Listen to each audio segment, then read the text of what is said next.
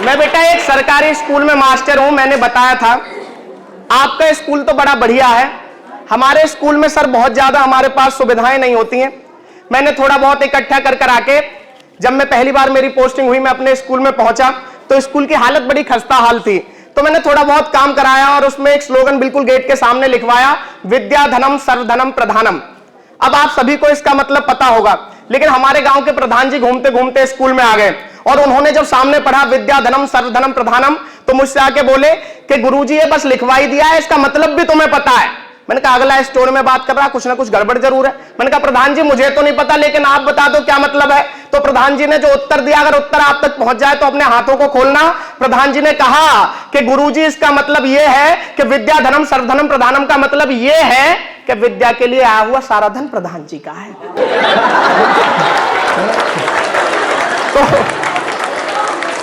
ऐसी स्थितियां भी हो जाती हैं, लेकिन यहां के बच्चे बड़े समझदार हैं। बहुत मन से सुन रहे हो आप लोग।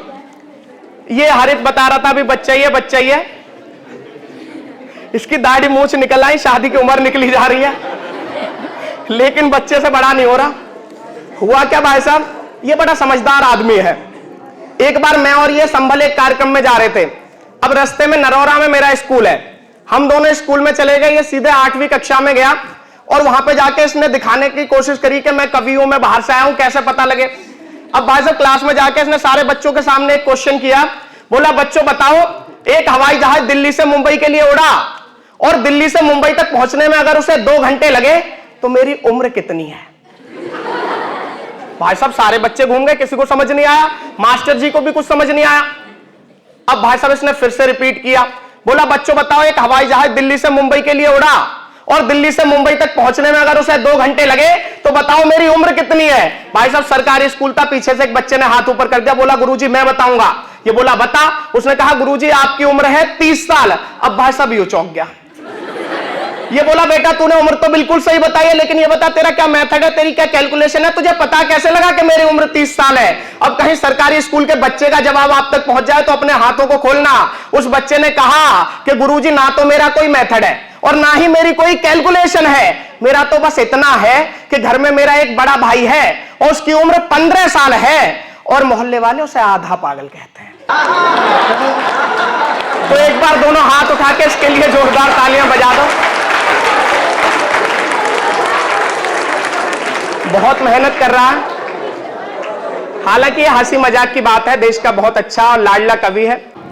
4 पंक्तियां देखेगा, मेरे युवा भाई बैठे हुए हैं, मेरे छोटे भाई बैठे हुए हैं, तब कहीं आपसे जुड़ने का प्रयास करता हूं, प्रारंभ करने का प्रयास करता हूं। देखिएगा कैसे होते हैं आजकल भारतवर्ष के युवा। आपके छोटे भाई स्वदेश यादव ने लिखा कि अगर परखोगे तो कुंदन सा ही ईमान निकलेगा। अगर परखोगे, सर ये मेरी पंक्तियां लगभग 50 मिलियन लोगों तक पहुंची। अगर आपको लगे कि कहीं थोड़ा बहुत कुछ लिख दिया है तो आपके हाथ खुले, आपका आशीर्वाद मिले कि अगर परखोगे तो कुंदन सा ही ईमान निकलेगा। हृदय में कुछ बड़ा करने का भी अरमान निकलेगा, हृदय में कुछ बड़ा करने का भी अरमान निकलेगा। और मेरी पीढ़ी के ये लड़के, कि मेरी पीढ़ी के ये लड़के भले कितने भी हो मॉडर्न, अगर चीरेंगे ये सीना तो हिंदुस्तान निकलेगा। अगर चीरेंगे ये सीना तो हिंदुस्तान निकलेगा। बस ऐसे ही सुनना है। और भले ही रंग मस्ती का घुला हर बात में होगा, कि भले ही रंग मस्ती का घुला हर बात में होगा, जवानी की खुमारी का नशा भी साथ में होगा।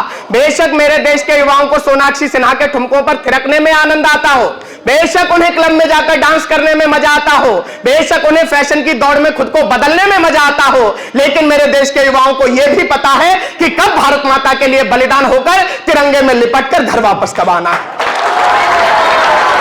तब पंक्तियां निवेदित करता हूं, आपकी वकालत कर रहा हूं, आपका भरपूर समर्थन मिले कि भले ही रंग मस्ती का घुला हर बात में होगा, जवानी की खुमारी का नशा भी साथ में होगा, मगर जब बात होगी देश हित कुछ कर दिखाने की, मगर जब बात होगी देश हित कुछ कर दिखाने की, कफन सर पर वतन दिल में तिरंगा हाथ में होगा।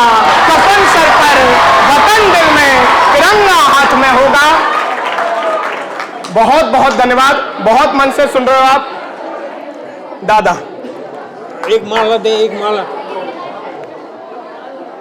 बहुत बहुत बहुत बहुत धन्यवाद दादा। और आप तक पहुंचने का प्रयास करता हूं। देखिएगा, 4-4 पंक्तियों से जुड़ूंगा। गणतंत्र दिवस से पहले हम इस कार्यक्रम को कर रहे हैं, तब कहीं 4 पंक्तियां आपके बीच रखना जरूरी समझता हूं।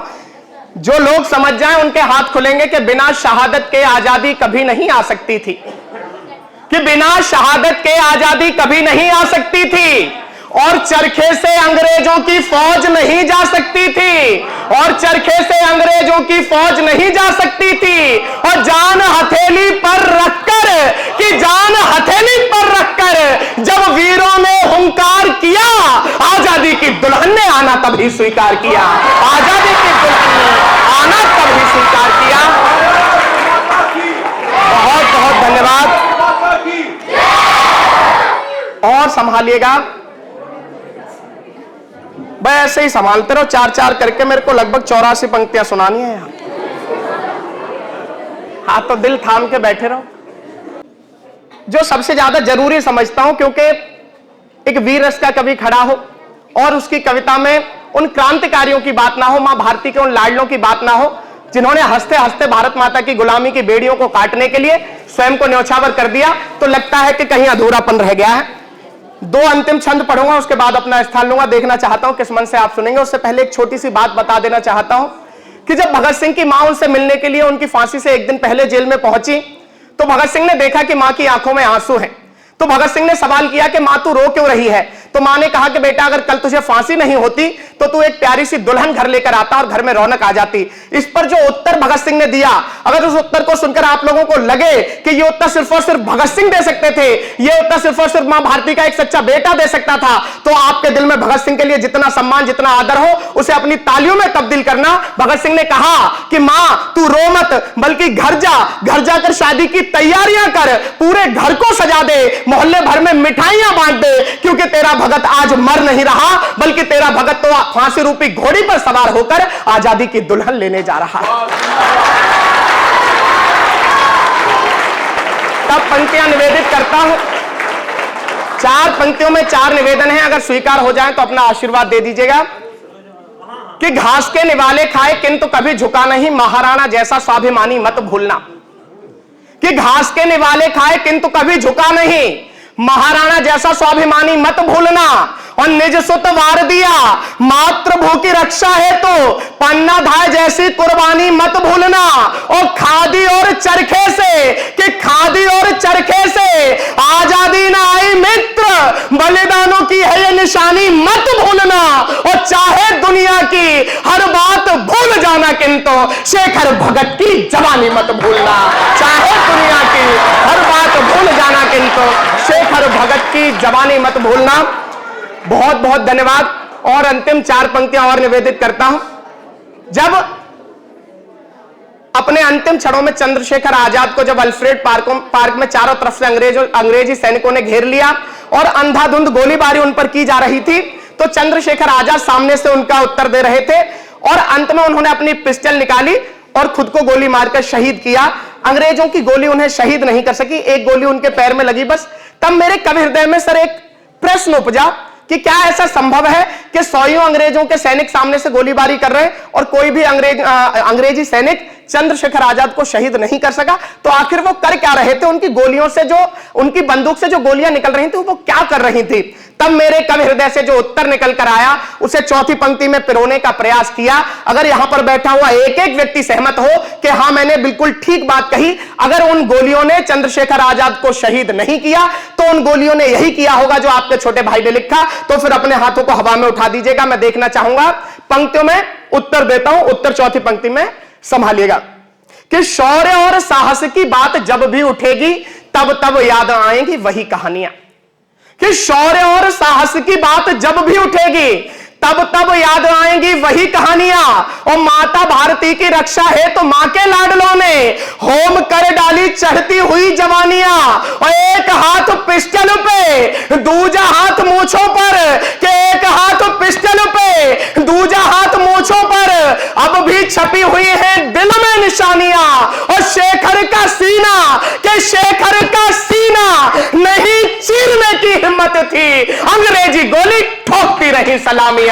शेखर का सीना नहीं चीरने की हिम्मत अतिथि। बहुत बहुत धन्यवाद। मेरे साथ बोलेंगे भारत माता की, भारत माता की, भारत माता की। बहुत बहुत धन्यवाद। जय हिंद, जय भारत। सर आपको पुनः से बधाई, बहुत शानदार कार्यक्रम।